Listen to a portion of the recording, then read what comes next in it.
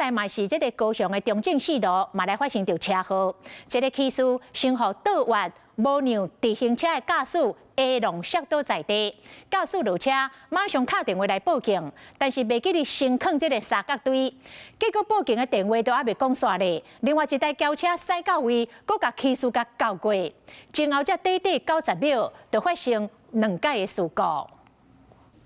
乌托邦泥残列入大路出火金青，一路为画面的倒平，处到正平，对着后壁白色的驾驶赶紧落车，敲电话报警。是讲这个时阵，另外一台车驶过，这个驾驶有听到声，真明显有惊到，滑头一个看，赶紧行过看。这件车祸发生伫昨透早2点20分左右，高雄的中正四路。想袂到另外一方向，这台轿车完全无打档啊，直接到过倒入涂骹的起诉。调书了后，车驶的做伊走，短90秒钟内，家己组人发生2件交通事故。案发后，杨男未立即摆放警戒物或于路口指挥，因此造成张姓自小客驾驶于该路口碾过倒地骑士。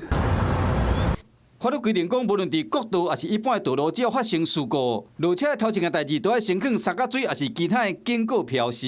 暗时啊，搁无啥快，因为大部分人拢会给你坑的。啊，伊迄你速度，无人嘛无想到啊。应该有一个法条说可以马上。就算法律无写讲爱偌久的时间内放这个警告的标志，是讲这个摄影的驾驶。除了无让直行的车被罚以外，调事后无马上处理，致使讲有人受伤，佫会收到另外一张3000到9000块的罚单，啊，造成第2件事故的驾驶以调事逃走，罚则佫较重，将面临6个月以上5年以下有期徒刑。加在目前这个起诉伤势稳定，伫病院继续观察。